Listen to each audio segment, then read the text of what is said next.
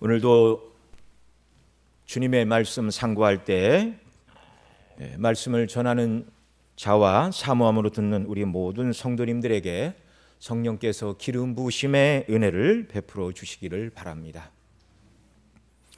오늘 본문 출애굽기 11장 1절에서 여호와 하나님께서 모세에게 이렇게 말씀하십니다. 이제 내가 한 가지 재앙을 바로와 애굽에 내린 후에야 그가 너희를 여기서 내보낼 것이라. 자, 하나님의 능력이 한 번에 내보낼 만한 그런 재앙을 내리실 수가 없어서 10가지 재앙이 필요한 것이 아니라는 것을 누누이 말씀을 드렸습니다.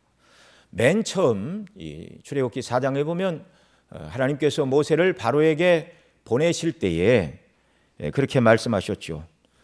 내가 애굽에 돌아가거든 내가 내 손에 준 이적을 다 바로 앞에 행하라. 그러나 그가 마음을 강팍히 한즉 그 백성을 놓지 않을 것이니 정말 여호와의 말씀에 이스라엘은 내 아들 내 장자라. 그리고 4장 23절에 이렇게 말씀을 하십니다. 같이 읽습니다. 내가 내게 이르기를 내 아들을 놓아서 나를 섬기게 하라 하여도 내가 놓기를 거절하리니 내가 내 아들 내 장자를 죽이리라 하셨다 하라 하시니라. 아멘.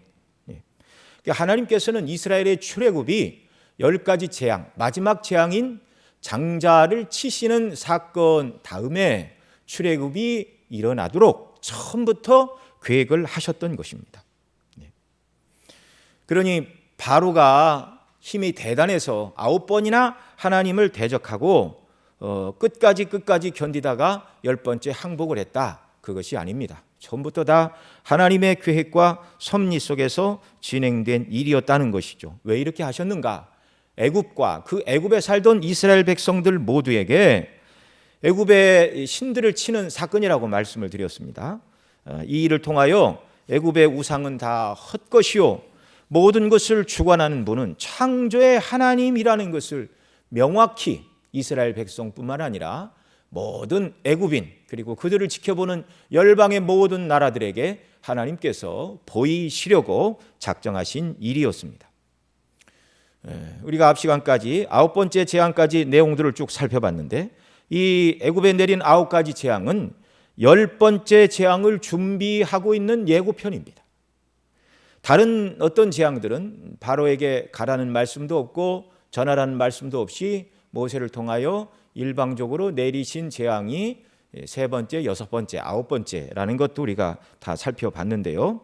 그런데 오늘 우리가 읽은 대로 10번째 재앙은 그 예고만 해도 11장 1절로 10절 뭐 그렇게 많은 절수는 아니지만 11장에서 예고하시고 그 다음에 이제 12장에서 이스라엘 백성들에게 그 환난을 재앙을 당하지 않게 하여 어떻게 준비할 것을 말씀하시고 그리고 12장에서 하나님께서 이 10번째 재앙을 행하시는 내용을 길게 설명을 하고 있습니다. 성경에서 길게 설명하는 것은 그만큼 중요하기 때문입니다. 예를 들어 복음서를 보면 예수님의 탄생부터 생애, 물론 공생애 이전의 생애는 그렇게 길게 기록하고 있지는 않지만 예수님의 탄생부터 어린 시절 그리고 공생애 3년 그리고 공생의 마지막에 고난받으시고 죽으시고 부활하시고 승천하신 내용 그리고 그분의 말씀을 그 다음에 행하신 이적들을 기록한 것이 복음서인데요. 그런데 십자가를 앞둔 일주일간 그 기간이 압도적으로 긴 것을 우리가 복음서를 읽어보면 알 수가 있습니다. 마태복음의 경우만 봐도요. 전체 28장 중에 21장부터 이제 예루살렘에 입성하시고 마지막 고난을 받으시고 죽으시고 부활승천하시는 내용인데요. 전체 장수로 하면 28장 중에 8장이지요. 그러나 이제 절수로 계산을 하면 또 더 달라집니다. 그래서 앞에 20장까지는 평균 절수가 한 32절 되는데 21장부터는 평균 절수가 48절이나 됩니다. 그래서 죽으시고 부활하신 그 내용을 제가 계산을 해봤더니 마태복음 전체 1036구절 중에 그 일주일간의 고난과 죽으심과 부활을 기록한 내용이 전체 37%에 해당하는 388구절이 예수님의 마지막 일주일에 관한 기사입니다. 그러니 예수님의 전 생애가 의미가 있지만 특별히 복음서에서 강조하는 것은 예수님이 예루살렘에 입성하셔서 잡히시고 고난받으시고 죽으시고 무덤에 장사되시고 부활하시고 승천하신 그 내용이 복음의 핵심이요, 바로 그 일을 위하여 주님이 이 땅에 오셨다는 것을 명백하게 드러내 주고 있는 것입니다. 오늘 본문에 예고하신 10번째 재앙인 애굽의 장자를 치시는 재앙도 마찬가지죠. 이렇게 길게 애굽에 내리신 10번째 재앙에 대하여 하나님께서 11장, 12장에 걸쳐서 재앙을 예고하고 이 재앙을 면하기 위하여 6월절에 양을 잡고 또 그 밤에 애굽의 장자를 치실 때 이스라엘로 그 재난을 당하지 않고 애굽에서 나오게 하시는 이 긴 사건을, 이 내용을 길게 2장에 걸쳐 기록하심을 통하여 복음서의 핵심이 그리스도의 십자가이듯이 10가지 재앙의 핵심은 바로 그리스도의 피를 상징하는 어린 양의 피를 문 인방과 설주에 바르고 출애굽한 이 사건이 10가지 재앙의 핵심이라는 것입니다. 이것은 그리스도 안에 있는 우리를 구원하시는 구원 사건의 예표입니다. 너무나 중요합니다. 구약의 예수님의 십자가의 사건을 기록하고 있는 것이 이사야 53장, 또 시편 22편, 그 외에 여러 군데에서 그리스도의 십자가의 사건을 우리가 예고한 것을 알 수 있지만, 오늘 우리가 살펴보고 있는 출애굽기 11장, 12장도 역시 그리스도의 십자가의 사건의 예표라는 사실입니다. 오늘 본문 11장 4절 5절에서 이렇게 말씀하십니다. 같이 읽습니다. 모세가 바로에게 이르되 여호와께서 이같이 말씀하시기를 밤중에 내가 애굽 가운데로 들어가리니 애굽 가운데 처음 난 것은 위에 앉은 바로의 장자로부터 맷돌 뒤에 있는 여종의 장자까지와 모든 생축에 처음 난 것이 죽을지라. 이 재앙은 이제 하나님께서 천사들을 이끌고 직접 행하시는 재앙이라는 것입니다. 이것을 12장 12절에서는 더 분명하게 말씀해 주는데요. 12장 12절 또 같이 읽습니다. 내가 그 밤에 애굽 땅에 두루 다니며 사람과 짐승을 물어나고 애굽 나라 가운데 처음 난 것을 다 치고 애굽의 모든 신에게 벌을 내리리라. 나는 여호와니라. 아멘.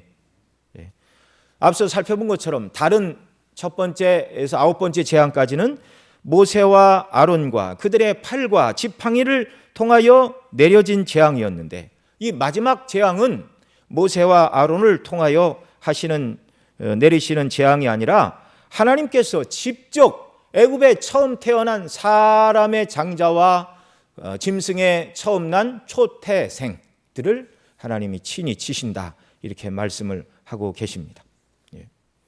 그래서 9가지 재앙은 10번째 재앙의 그림자라고 말씀을 드렸습니다. 그러나 구약은 그림자요, 신약이 실체라는 이 성경 해석의 대전제와 원리를 따라서 보면 이 10번째 재앙도 그리스도의 재림 때에 있을 마지막 재앙과 연결하면 10번째 재앙은 예수님 재림 때에 있을 대재앙과 심판의 그림자요 예표의 성격을 띈다는 사실입니다. 주님 재림하시는 날에는 죄인을 대표하는 애굽에서는 대표로 장자만 하나님이 치셨는데, 주님 재림하시는 날에는 장자만이 아닙니다. 대표만이 아니라 모든 죄인들이 하나님의 심판을 통하여 영원한 지옥 형벌, 곧 불못에 영원히 떨어지게 된다는 사실입니다. 두렵지만 분명한 사실을 성경이 말씀하고 있습니다. 장자는 대표의 의미가 있죠. 애굽의 장자가 죽는 것은 모든 애굽인이 똑같은 죄인이라 다 죽어야 하는데 하나님이 그 대표만 치신다는 것입니다. 그러나 주님 재림하시는 날에는 모든 죄인이 다 그 죄에 합당한 재앙과 형벌을 당하게 될 것이다. 그런데 그리스도 안에 있는 저와 여러분은 이스라엘 백성들이 이 재앙을 당하지 않았던 것처럼 저와 여러분도 주님이 악인들을 멸하시는 이 마지막 재앙과 형벌을 당하지 않게 된다는 사실입니다. 물론 성도들이 이 세상을 살아갈 때 우리가 세상에 속한 자가 아니요 예수님께 속한 자이기 때문에 세상에서 미움을 당하고 사단이 주는 시련과 핍박과 고난을 당하는 일이 많이 있습니다. 그래서 외적으로 보면 세상 사람들보다 정말 당하는 핍박과 고난이 더 많은 것이 사실이죠. 주께서 요한복음 15장 19절에 이렇게 말씀하십니다. 같이 읽습니다. 너희가 세상에 속하였다면 세상이 자기의 것을 사랑할 터이나 너희는 세상에 속한 자가 아니요 도리어 세상에서 나의 택함을 입은 자인고로 세상이 너희를 미워하느니라. 아멘. 예수님을 믿는 우리가 예수님을 미워하는 그 세상이 예수님 믿는 우리도 미워하여 그 미움 때문에 핍박과 고난과 많은 환난을 당하게 될 것이라 말씀하시고, 그래서 실제 그러한 일들이 우리에게 있을 것이지만 그러나 죄인들이 당하게 될 심판과 형벌로서의 재앙과는 상관이 없는 자들입니다. 앞에 그 모든 메뚜기 재앙, 우박 재앙을 살펴볼 때도 말씀을 드렸지만 하나님께서 죄인들에게 내리시는 재앙으로서의 그 고난을 우리는 당하지는 않습니다.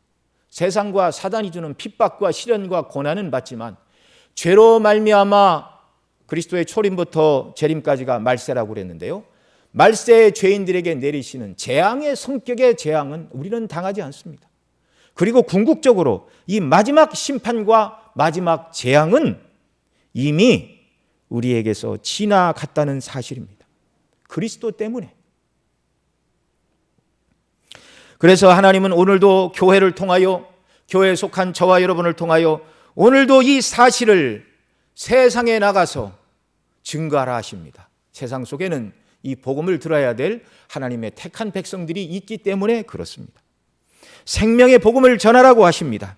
우리가 전하는 복음을 듣고 회개하고 믿는 자들은 구원을 얻게 될 것입니다. 그러나 끝까지 복음을 거절한 자들은 완전한 멸망에 떨어지게 된다는 것을 성경은 거듭거듭 경고하고 계십니다.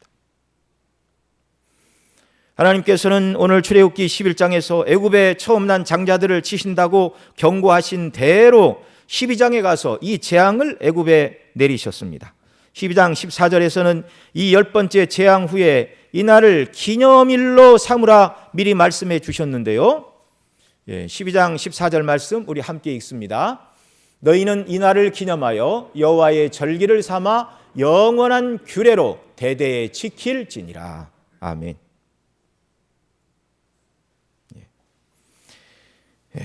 정말 그 백성을 구원하신 그날을 기념일로 삼으라 말씀하십니다. 그들이 죽지 않은 것은 어린 양의 피를 발랐기 때문이죠. 오늘 우리가 말씀드린 대로 마지막 재앙의 심판을 받지 않는 것은 그리스도 때문입니다. 출애굽기 12장 23절 말씀도 우리 같이 읽습니다. 여호와께서 애굽 사람을 치러 두루 다니실 때 문 인방과 좌우 설주의 피를 보시면 그 문을 넘으시고 멸하는 자로 너희 집에 들어가서 너희를 치지 못하게 하실 것임이니라. 아멘. 여러분, 이 절기가 바로 유월절입니다. 유월절은 문 인방과 설주에 어린 양의 피를 발랐느냐 그렇지 않으냐를 보시고 하나님께서 친히 대동하신 멸하는 자로 그 피를 바른 집에는 들어가지 못하게 하시고 그냥 지나가셨습니다. 유월이라는 말이 히브리어로 패사흐인데 넘어간다는 뜻입니다. 그래서 영어로는 이 유월절을 패스 오버, 그냥 지나갔다 그 말이죠. 왜 애굽에 처음 난 사람과 짐승의 첫 새끼들을 다 죽이시던 그 재앙의 밤에 하나님께서는 이스라엘 백성들의 처음 난 사람과 짐승의 첫 새끼들은 죽이지 않고 구별해 주셨는가? 그 구별의 기준은 이스라엘이 죄가 없고 의롭게 행동해서가 아니라는 것을 우리는 거듭거듭 들었습니다. 오직 이스라엘과 애굽을 구별하는 단 하나의 구별법은 오직 유월절에 죽은 양의 피를 말씀대로 문 인방과 좌우 설주에 발랐느냐 그렇지 않느냐, 이걸로 하나님이 구별하셨습니다. 앞서 애굽에 내린 그 모든 재앙 가운데서도 구별하신 이유가 이스라엘의 의로움이 아니라 하나님께서 구별하신 것, 바로 이 어린 양을 통한 구별 때문이었습니다. 저와 여러분이 지옥 형벌에 떨어지지 않는 이유도 유일한 구별의 기준, 선을 행하고 의롭게 살고 덕을 많이 쌓아서가 아니라 바로 유월절 어린 양이신 그리스도 때문입니다. 하나님은 유월절에 잡은 그 어린 양의 피를 문 인방과 좌우 설주에 바르라고 하셨습니다. 이 피를 바르면 죽음을 면하게 될 것이라는 하나님의 경고를 듣고 믿는 자들은 다 실행하였고 순종하였고 죽음의 자리에서 건지심을 받았습니다. 이게 다 예수님의 예표라고 말씀을 드렸는데요, 우리를 대신하여 고난받으신 예수님의 대속을 이사야 선지자는 이사야 53장에서 쭉 얘기를 하는데 그 중에 몇 구절만 읽습니다. 이사야 53장 5절로 7절 말씀 같이 읽습니다. 그가 찔림은 우리의 허물을 인함이요 그가 상함은 우리의 죄악을 인함이라. 그가 징계를 받음으로 우리가 평화를 누리고 그가 채찍에 맞음으로 우리가 나음을 입었도다. 우리는 다 양 같아서 그릇 행하여 각기 제 길로 갔거늘 여호와께서는 우리 무리의 죄악을 그에게 담당시키셨도다. 그가 곤욕을 당하여 괴로울 때에도 그 입을 열지 아니하였으며 마치 도수장으로 끌려가는 어린 양과 털 깎는 자 앞에 잠잠한 양같이 그 입을 열지 아니하였도다. 아멘. 세례 요한은 공중 앞에 예수님을 소개할 때 요한복음 1장 29절에 보면 또 이렇게 말합니다. 같이 읽습니다. 이튿날 요한이 예수께서 자기에게 나오심을 보고 가로되 보라 세상 죄를 지고 가는 하나님의 어린 양이로다. 이사야 53장이 말한 털 깎는 자 앞에 잠잠한 그 어린 양. 유월절에 이스라엘 백성들이 잡았던 그 양이 다 이 그리스도의 예표입니다. 세상 죄를 지고 가는 죄 없으신 속죄의 제물, 화목의 제물, 대속의 제물로 십자가에 죽으셔서 완전한 희생제사를 치르실 어린 양 되신 그리스도의 예표였습니다. 그래서 요한일서 2장 1절 하반절로 2절에서는 이렇게 말합니다. 1절 두 번째 마지막 단락 만일부터 같이 읽습니다. 만일 누가 죄를 범하면 아버지께 앞에서 우리에게 대언자가 있으니 곧 의로우신 예수 그리스도시라. 저는 우리의 죄를 위한 화목제물이니 우리만 위할 뿐 아니요 온 세상의 죄를 위하심이니라. 아멘. 여러분, 하나님은요 죄에 대하여 진노하시는 분입니다. 피조물에 대하여 특별히 인격적인 존재가 지은 죄에 대해서 하나님은 진노하시고 그 분노를 쏟아내셔야 해요. 왜? 공의의 하나님이시기 때문에. 하나님이 죄인인 저와 여러분들을 죄를 그냥 덮어놓으시고 우리를 품에 안으시고 사랑하실 수가 없습니다. 이건 하나님의 공의에 위배되는 일입니다. 그래서 하나님께서 저와 여러분에게 화목하시기 위하여 예수님을 화목제물로 세우셨습니다. 예수님에게 하나님의 모든 진노와 분노를 다 쏟아내심으로 말미암아 그리스도께서 우리가 받아야 될 하나님의 모든 진노를 대신 다 받으시고 하나님과 우리 사이를 화목케 하셨기 때문에 화목제물이다, 이렇게 성경이 말씀을 하는 것입니다. 우리가 이 세상에서 하나님의 백성으로 구별되는 것은 바로 예수님께서 저와 여러분을 위하여 죗값을 치르기 위하여 보혈의 피를 흘려주셨기 때문입니다. 여러분, 세상에 믿지 않는 사람들 중에 믿는 성도들보다 훨씬 더 도덕적이고 윤리적이고 양심적인 사람들도 있습니다. 그러나 그것을 보고 하나님께서 그들을 의롭다 하시는 것이 아닙니다. 아무리 의로워도 인생은 하나님 앞에 흠이 있죠. 그러나 우리가 부족하도 허물이 있어도 예수 그리스도와 그 피로 구별되고 하나님의 자녀로 삼아 주셨습니다. 어린 양의 피를 바르면 죽음을 당치 않으리라는 말씀을 믿고 그 피를 유월절 그 밤에 이스라엘 백성들이 문 인방과 솔주에 바른 것처럼 오늘날도 복음을 들은 모든 사람들이 그래서 진노하시는 하나님의 진노를 피하는 유일한 길, 멸망에서 건짐받는 것이 어린 양의 피를 유대인들이 발랐던 것처럼 그 예수님의 대속의 피가 나를 위해 흘려졌다는 것을 믿는다면 그것이 바로 문 인방과 솔주에 어린 양의 피를 바르고 구원 얻은 그 백성들이 행했던 동일한 사건.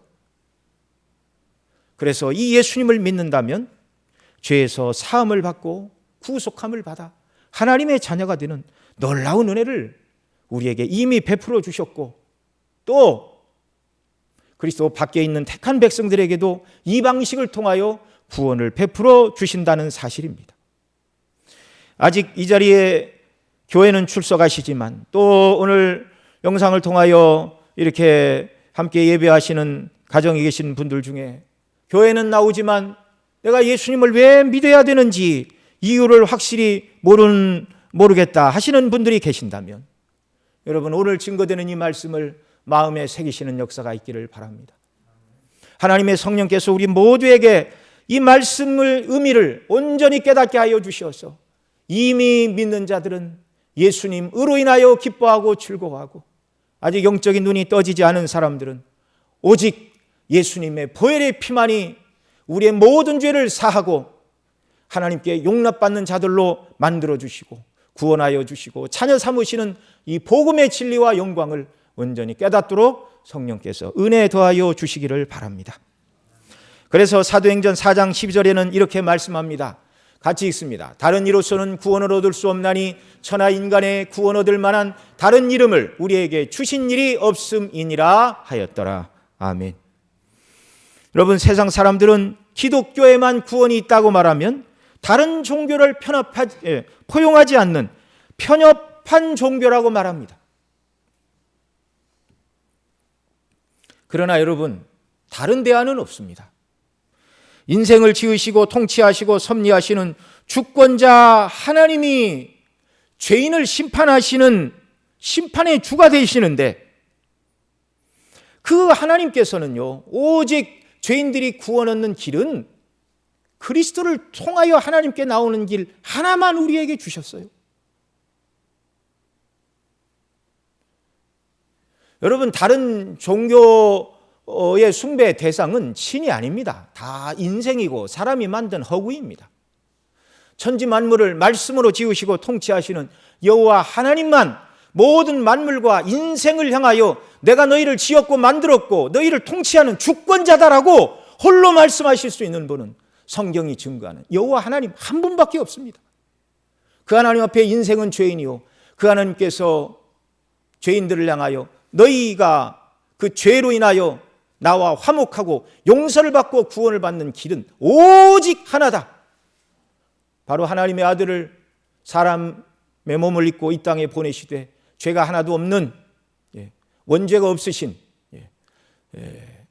참 사람으로 보내시고 우리를 위하여 피를 흘려 우리 죄값을 감당하게 하시는 이 구속의 방편 이거 하나만이 오직 유일한 우리 주님 오실 때까지 교회가 오고 오는 세대 속에서 증거해야 될 단 하나의 유일한 구원의 복음이라는 말입니다. 하나님의 진노를 피할 다른 길은 없습니다. 오직 예수님만이 죄로 인한 하나님의 진노로부터 우리가 피할 유일한 유월절 양이십니다. 유월절 양이신 예수님은 유월절 양이신 예수님, 구약에 드려졌던 그 어린 양이 그리스도의 예표라고 말씀을 드렸는데요. 주님은 그 예표에 따라 죽으셨습니다. 예수님이 십자가에 달리실 때 요한복음 19장 14절에 보면 이날은 6월절의 예비일이요 때는 제6시라 빌라도가 유대인들에게 이르되 보라 너희 왕이로다 라는 말씀이 기록되고 있는데요. 6월절 예비일, 바로 그날 예수님이 죽으셨습니다. 요한복음의 6시는 노마 시간으로 오전 6시를 말하는데 이때 빌라도의 관정에서 재판이 시작되었다는 것입니다. 그리고 마가복음 15장 25절 이하에 보면 때가 제3시가 되어 십자가에 못 박으니라 그렇게 말하고 있는데 마가복음이 말하는 제3시는 오전 9시죠. 그러니까 6시부터, 이른 아침 6시부터 재판이 시작되었고 또 유대인들의 십자가에 못 박아야 된다는 성화에 못 이겨 빌라도가 십자가에 못 박으라 내어주자 예수님이 오전 9시에 십자가에 못 박히신 것입니다. 그리고 누가복음 23장 44절 이하에 보면 때가 제6시쯤 되어 해가 빛을 잃고 온 땅에 어두움이 임하여 9시까지 계속되더니 성소의 휘장이 한가운데가 찢어지더라 이렇게 말씀합니다. 6시는 정오를 말하죠. 그러니까 제3시 오전 9시에 십자가에 달리셨는데 12시가 되자 오후 3시까지 빽빽한 구름이 임하여 어둠이 임하였습니다. 그리고 오후 3시에 우리 주님은 운명하셨고 그때 성소의 휘장이 위에서 아래로 찢어져 그리스도를 의지하여 하나님께 나아가는 길을 친히 열어주셨습니다. 출애굽기 12장 6절 우리가 읽은 말씀 보면 이달 14일까지 간직하였다가 해질 때에 이스라엘 회중이 그 양을 잡고 이달 14일은 바로 6월절 예비일이었습니다. 해질 때 그 양을 잡으라 이렇게 하나님께서 말씀해 주셨는데 6월절 전날 우리 주님은 운명하셨고 죽으시던 그 시간이 6월절 해지기 전 유대인들이 6월절 양을 잡던 바로 그 시간이었습니다. 이렇게 예수님의 죽음마저도 첫 번째 6월절 양이 죽던 그날 그 시간에 맞추어 피 흘려 죽으시고 운명하신 것이죠. 애굽에 거하던 유대인들이 어린 양의 피를 문 인방과 설주의 발음으로 마지막 죽음의 재앙에서 구별함을 받은 것 같이 양과 염소를 구별하시는 최후 심판의 날 어린 양의 피가 상징하는 그리스도의 보혈의 피를 믿는 저와 여러분은 최후 심판의 자리에서 염소가 아닌 양으로 가르지가 아닌 알곡으로 주님께서 구별하여 주심을 믿으시기 바랍니다. 여러분, 이 구별은 우리가 이 복음을 듣고 예수님을 믿는 일 이전에 영원전에 작정된 일이었습니다. 너무나 영광스러운 일입니다. 이것을 사도 바울은 에베소서 1장 3절로 5절에서 이렇게 말합니다. 우리 같이 읽습니다. 찬송하리로다 하나님 곧 우리 주 예수 그리스도의 아버지께서 그리스도 안에서 하늘에 속한 모든 신령한 복으로 우리에게 복 주시되 곧 창세전에 그리스도 안에서 우리를 택하사 우리로 사랑 안에서 그 앞에 거룩하고 흠이 없게 하시려고 그 기쁘신 뜻대로 우리를 예정하사 예수 그리스도로 말미암아 자기의 아들들이 되게 하셨으니 아멘. 하나님께서 영원전에 그리스도 안에서 저와 여러분을 하나님의 백성과 자녀로 구별하여 주셨습니다. 누가 예수님을 믿는가? 영원전에 하나님께서 그리스도 안에서 구별하여 택하시고 빼내신 백성들만 복음을 들을 때 성령이 역사하심으로 이 복음을 듣고 구원에 이르게 된다는 사실이죠. 하나님께서 이런 은혜를 우리에게 주셨습니다. 그러면 나는 택한 백성인가? 그런 고민하지 마시고 예수님이 나를 위해 죽으셨다는 것을 믿으시고 그 사랑이 감격하면 이 사람이 택한 백성입니다. 이 하나님의 선택은요, 사람의 행실과 의로움을 보시고 하신 선택이 아니었습니다. 로마서 9장 11절로 13절에서 이렇게 말합니다. 같이 읽습니다. 그 자식들이 아직 나지도 아니하고 무슨 선이나 악을 행하지도 아니한 때에 택하심을 따라 되는 하나님의 뜻이 행위로 말미암지 않고 오직 부르시는 이에게로 말미암아 서게 하려 하사 리브가에게 이르시되 큰 자가 어린 자를 섬기리라 하셨나니 기록된 바 내가 야곱은 사랑하였고 에서는 미워하였다 하심과 같으니라. 아멘. 여러분, 이 선택은요, 사람이 태어나기 전 어떤 선과 악을 행하기 전이라고 사도 바울은 분명히 말합니다. 어떤 행위도 있기 전에 오직 자유롭게 구원하실 자를 예정하시는 하나님의 뜻을 따라서 하나님께서 기쁘신 뜻에 따라 주권적으로 행하신 일입니다. 그 하나님의 기뻐하시는 주권적인 선택에 저와 여러분이 포함되어 있다는 사실입니다. 그래서 감사해야 됩니다. 어떤 어려움과 환난이 있어도 그래서 우리는 기뻐하고 즐거워해야 하는 것이죠. 여러분, 구별하신 백성들에게 베푸시는 은혜가 또 계속됩니다. 예수님을 믿는 저와 여러분이 이 세상을 살아가는 동안 구별하심을 받지 못한 자들에게 주시지 않는 은혜를 구별함을 받은 저희들에게는 베풀어 주십니다. 그것이 무엇이죠? 특별한 은총입니다. 택하심을 받지 못한 자들이 이 땅을 살아가는 동안에도 하나님이 은혜를 주십니다. 그게 일반 은총이죠. 그래서 하나님은 선인과 악인에게 동일하게 햇빛과 비를 주심을 통하여 열심히 노력하는 자들이 세상에서 원하는 것들을 얻도록 그렇게 허락을 해 주십니다. 그런데 택한 백성이 아닌 자들에게는 그것이 전부입니다.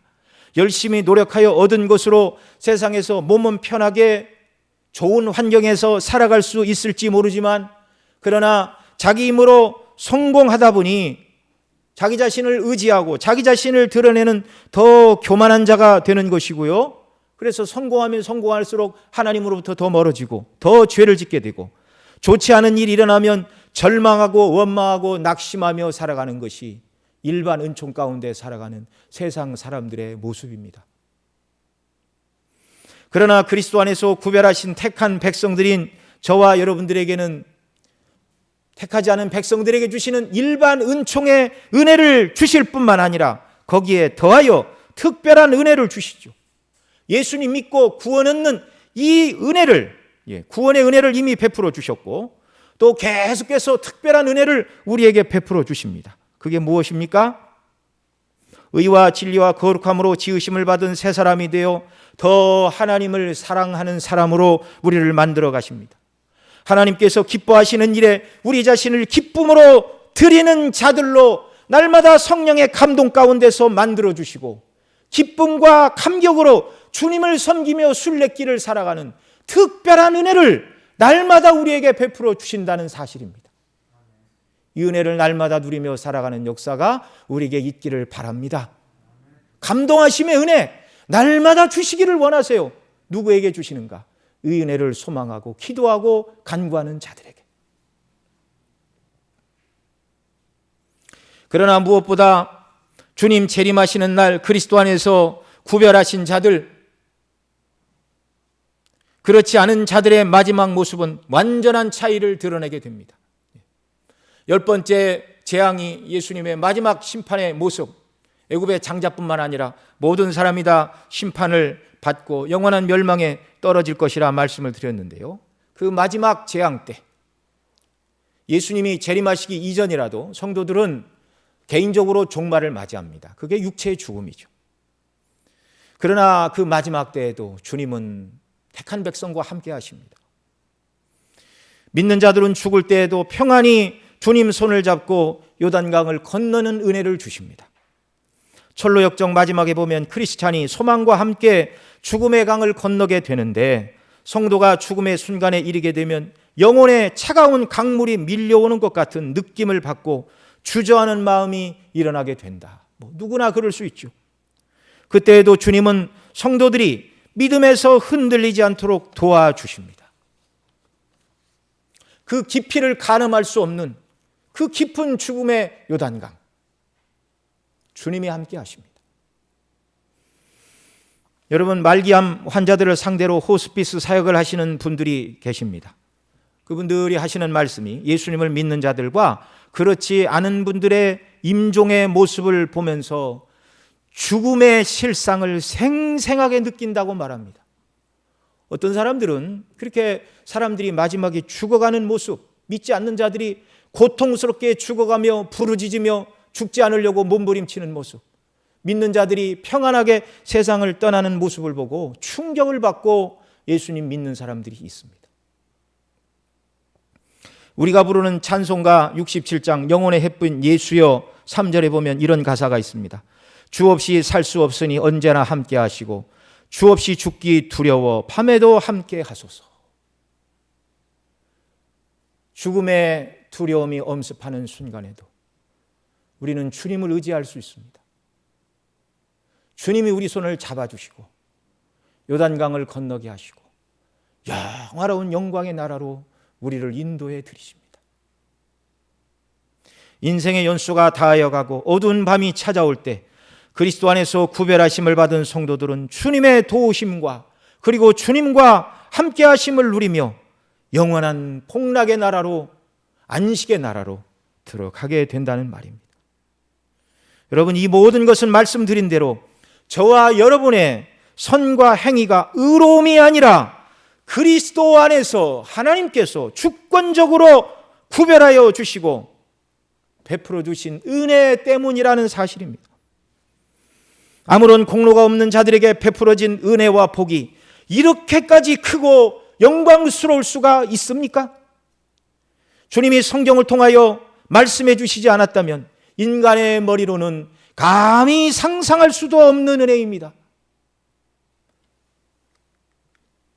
하나님의 성령께서 모든 사람의 지각을 밝혀 모든 인생의 하나님 앞에 죄인이라는 것을 깨닫게 하시고 그 죄로 말미암은 하나님의 진노의 심판이 영원한 지옥 형벌이라는 것을 밝히 보여주신 이후에 사람들에게 그러면 하나님께서 너희들에게 어떤 은혜 주시기를 원하겠느냐 이렇게 물으신다면 사람들이 뭐라고 대답하겠습니까? 성경에 기록된 대로 우리를 구원해 주십시오. 하나님은 죄인에게 진노를 내리셔야 되지만 우리에게 내리시면 영원히 지옥에 있어야 되니까 하나님의 아들을 죄 없는 참 사람으로 보내셔서 우리 대신 그분이 모든 죄에 대한 형벌을 받게 하시고 그래서 그 예수님을 믿기만 하면 죄 사함을 받고 그래서 죄가 없는 자가 아니라 하나님의 자녀로 삼아주시고 천국에서 아버지 하나님과 영원토록 교통하는 그런 사람으로 천국의 영광을 날마다 누리는 존귀한 하나님의 자녀와 백성으로 삼아서 영원한 영광을 누리게 해주시기를 바랍니다. 여러분, 누가 그런 생각을 할 수 있겠습니까? 누가 거룩하신 심판의 하나님을 향하여 그런 요청을 하나님께 드릴 수 있겠습니까? 인간은 생각할 수도 없고 감히 입 밖에 낼 수도 없는 구원이에요. 이런 구원을 전지전능하시고 지혜로우신 하나님께서 영원전에 계획하셨고 그리스도 안에서 이 존귀한 구원을 완성해 주셨습니다. 그리고 우리에게 값없이 베풀어 주셨습니다.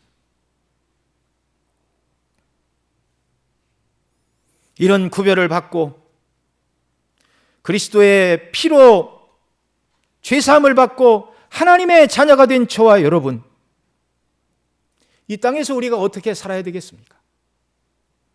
주님의 기뻐하시는 뜻에 따라 순종하며 살아가야 되는 줄로 믿습니다. 그 중에 하나가 오늘 본문 11장 2절 말씀 같이 읽습니다. 11장 2절 시작. 백성에게 말하여 남녀로 각기 이웃에게 은금 패물을 구하게 하라 하시더니 아멘. 이스라엘 백성들을 어린 양의 피, 문 임방과 솔주에 바른 그 피로 구속함을 받고 나오는 그 백성들을 향하여 너희가 첫 번째 해야 될 일이 이웃들에게, 애굽 백성들에게 은금 패물을 구하라. 하나님이 이렇게 말씀하십니다. 이 말씀은요, 지금 애굽이 망하고 있는데 그들의 재산까지 빼앗으라는 그런 말이 아닙니다. 그동안 이스라엘은 원치 않는 노예가 되어 애굽과 그 왕 바로에게 값을 받지 못하고 노동력을 제공하는 노예들이었습니다. 애굽인들에게 은금 패물을 구하라 하신 것은 첫 번째로는 이스라엘 백성들이 애굽에서 행한 노동력의 정당한 대가를 하나님께서 이스라엘 백성들에게 돌려주시는 내용입니다. 그러나 그보다 더 중요한 의미가 있습니다. 이것은 하나님께서 애굽 왕의 항복을 받아내시고 전쟁에 승리하신 왕으로서 그 군대된 이스라엘 백성들에게 전쟁에서 승리한 자들이 취하는 승리의 전리품을 거두게 하시는 일입니다. 오늘 본문 뒤에 있는 12장 41절 말씀해 보면 하나님께서 이스라엘 백성들을 여호와의 군대라고 부르십니다. 뒤에 가서 한번 우리 같이 읽습니다. 출애굽기 12장 41절 시작. 430년이 마치는 그날에 여호와의 군대가 다 애굽 땅에서 나왔은즉. 아멘. 하나님께서는 지금 이스라엘 백성들을 군대라고 부르십니다. 여호와의 군대라고 부르십니다. 하나님께서 친히 이 싸움의 선봉에 서셨고 그 백성들을 이 싸움에 참여하는 군대로 불러주셨습니다. 은금 패물을 구하게 하신 것은 여호와의 군대로서 여호와께서 이기신 그 싸움에서 승리자들이 누리는 전리품을 취하는 행동입니다. 이들이 이 전리품을 가지고 이제 애굽에서 나와 광야에서 하나님께서 성막을 지으라고 하실 때 그 백성들이 기쁨으로 금도 바치고 은도 바치고 그 재료를 가지고 성막을 지었던 것이죠. 여러분, 이때보다 한참 훗날 유다가 바벨론에 망하고 포로가 된 다음에 70년 후에 다시 돌아오는 일이 있었죠. 하나님께서 바벨론 포로에서 이스라엘을 돌아오게 하시는 때에 바사왕 고레스를 통하여 유대인들은 포로된 땅에서 너희 고토 예루살렘으로 돌아가 성전을 짓고 하나님을 섬기라 그러면서 조서를 내리며 주변 모든 사람들에게 은금 기타 물건과 짐승으로 도와주라고 조서를 내렸습니다. 이것이 에스라 1장 4절로 6절에 기록된 말씀인데요. 우리 같이 읽습니다. 무릇 그 남아있는 백성이 어느 곳에 우거하였든지 그곳 사람들이 마땅히 은과 금과 기타 물건과 짐승으로 도와주고 그 외에도 예루살렘 하나님의 전을 위하여 예물을 즐거이 드릴지니라 하였더라. 이에 유다와 베냐민 족장들과 제사장들과 레위 사람들과 무릇 그 마음이 하나님께 감동을 받고 올라가서 예루살렘 여호와의 전을 건축하고자 하는 자가 다 일어나니 그 사면 사람들이 은그릇과 황금과 기타 물건과 짐승과 보물로 덮고 그 외에도 예물을 즐거이 드렸더라. 아멘.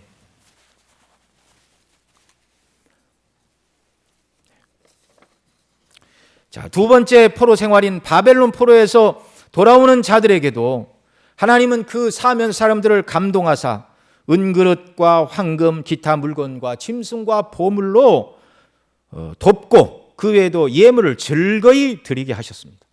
그래서 바벨론 포로에서 돌아오는 자들이 빈손 들고 오지 않고 역시 하나님께서 그 백성을 돌려보내실 때 이스라엘이 싸워서 이긴 것은 아니지만 그들의 손에 전리품과 선물을 주어서 예루살렘에 돌아가게 하셨고 두 번째 성전인 수룹바벨 성전도 그들이 바벨론 땅에서 받아 가지고 나온 그 예물들로 성전을 재건하는 데 사용을 한 것입니다. 여러분, 예수님은 마태복음 12장 28절 29절 이렇게 말씀하십니다. 같이 읽습니다. 그러나 내가 하나님의 성령을 힘입어 귀신을 쫓아내는 것이면 하나님의 나라가 이미 너희에게 임하였느니라. 사람이 먼저 강한 자를 결박지 않고야 어떻게 그 강한 자의 집에 들어가 그 세간을 늑탈하겠느냐. 결박한 후에야 그 집을 늑탈하리라. 여러분, 이 말씀은 예수님이 귀신을 쫓아내고 병자를 고치자 귀신의 왕 바알세불이 집했다라고 비난하는 사람들에게 하시는 말씀입니다.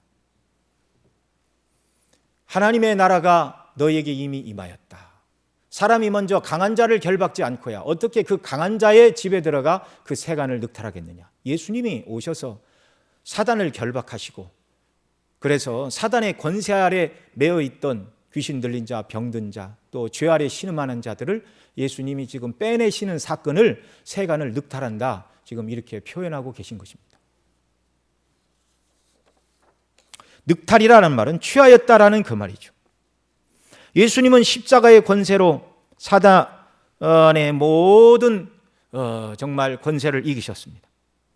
내가 너로 여자와 원수가 되게 하고 너의 후손도 여자의 후손과 원수가 되게 하리니 여자의 후손은 내 머리를 상하게 할 것이요 너는 그의 발꿈치를 상하게 할 것이니라 라고 말씀하신 창세기 15장의 말씀과 같이 십자가로 승리하사 사단의 권사를 결박하시고 사단에 속한 자들을 이제 예수님이 빼내십니다. 예수님이 빼내신 사람들이 바로 저와 여러분들입니다.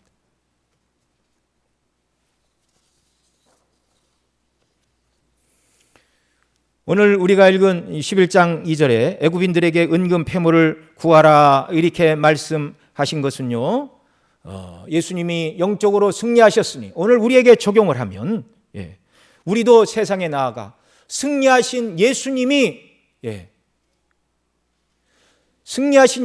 구원하신 백성들을 취하는 일들을 오늘 우리가 해야 한다는 사실입니다. 우리가 세상에 나가서 그리스도의 복음을 증거할 때 이 말씀을 듣고 죄인이 성령의 은혜와 역사하심으로 회개하고 사단에게서 나와 예수님 믿고 구원을 받는다면 사단의 나라가 무너지고 하나님 나라가 확장되는 것이며, 바로 전도를 통한 여롱 구원이 그리스도가 승리하신 그 승리하신 싸움에 우리가 참여하여 주님이 탈취물을 이렇게 취하신 것처럼 주님의 군대와 백성이 되어 하나님의 백성들을 모으는 일을 오늘 우리가 해야 하고 있는 일이라는 말입니다. 이렇게 복음 전도가 사단의 나라를 무너뜨리고 하나님 나라를 확장하는 영적 싸움입니다. 주님이 이미 이겨놓으신 싸움입니다. 우리는 이 약속의 말씀 때문에 담대히 그리스도를 증거할 수 있습니다. 우리가 복음을 전할 때 구원 얻는 사람은 누구인가? 바로 주님이 이미 그리스도 하나님 아버지께서 영원전에 창세전에 그리스도 안에서 구원하기로 작정하시고 택하신 백성들이 그들만 복음을 듣고 구원을 얻는 것입니다. 그러니 우리는 복음을 전하면서 누가 과연 내가 예수님을 전한다고 누가 과연 예수님을 믿겠으며 사단의 권세에서 신음하는 자들이 하나님께로 나와 구원을 얻게 될까 염려할 필요가 없이 담대히 전하기만 하면 되는 것입니다. 출애굽기 12장 35절로 36절에 보면 같이 읽습니다. 이스라엘 자손이 모세의 말대로 하여 애굽 사람에게 은금 패물과 의복을 구하매 여호와께서 애굽 사람으로 백성에게 은혜를 입게 하사 그들의 구하는 대로 주게 하심으로 그들이 애굽 사람의 물품을 취하였더라. 아멘. 하나님께서 주라고 하시니 애굽 사람들이 다 내어준 것이죠. 우리가 복음을 증거할 때 하나님께서 택하고 구원하기로 작정된 자들 중에서 우리를 통하여 구원하시기로 작정하신 자들이 예수님을 믿고 구원을 얻게 된다는 것입니다.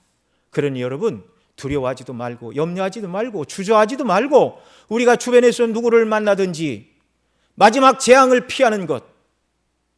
유대인들은 하나님 말씀에 따라 어린 양을 잡아 문 인방과 솔주에 그 피를 바르고 구원함을 받았는데 그것은 예수님의 피의 예표이다. 누구든지 나를 위하여 무지하신 그분이, 의로우신 그분이 나를 위하여 피 흘려 죽으셨음을 믿을 때 인간의 공로로는 구원받을 수 없기에 오직 예수님 안에서만 우리를 구원하신다는 이 복음을 여러분 우리가 자랑하고 즐거워하고 기뻐하고 누구를 만나든지 이 복음을 자랑하며 전도하는 은혜의 역사가 우리에게 있기를 바랍니다. 우리 주님의 십자가를 통하여 사단과의 영적인 싸움은 승리로 끝이 났습니다. 주님은 내가 전투에 이겼으니 이제 너희는 가서 내가 사단에게서 구원한 자들을 모으라고 하십니다. 이 일을 기도함으로 그리스도의 사랑을 실천하면서 그러나 담대하게 그리스도의 복음을 증거함으로 복음에 합당하게 살아감으로 이 일을 감당하는 저와 여러분 모두가 되시기를 간절히 소원합니다. 아멘. 기도하겠습니다. 사랑하시는 아버지 하나님, 오늘 주의 존전에 모여 하나님을 경배하며 또 아버지께서 예수님 안에서 우리를 위하여 베풀어 주신 구원의 은혜가 얼마나 큰가를 다시금 상고하도록 인도해 주시니 감사합니다. 6월절에 문 인방과 발랐던 어린 양의 피, 바로 우리를 위하여 흘리신 예수님의 대속의 피를 예표하는 것이었는데 오직 인간에게 허락하신 단 하나의 구원의 길, 하나님 이런 은혜를 베풀어 주시니 감사합니다. 하나님을 찬양합니다. 이런 은혜 베풀어 주신 주님을 찬양합니다. 영광을 받으시고 복음에 합당한 사람으로, 이 복음을 증거하는 사람으로 날마다 견고히 서서 나아가는 저희들 되게 하여 주옵소서. 우리 구주 예수님의 이름으로 기도드리옵나이다. 아멘.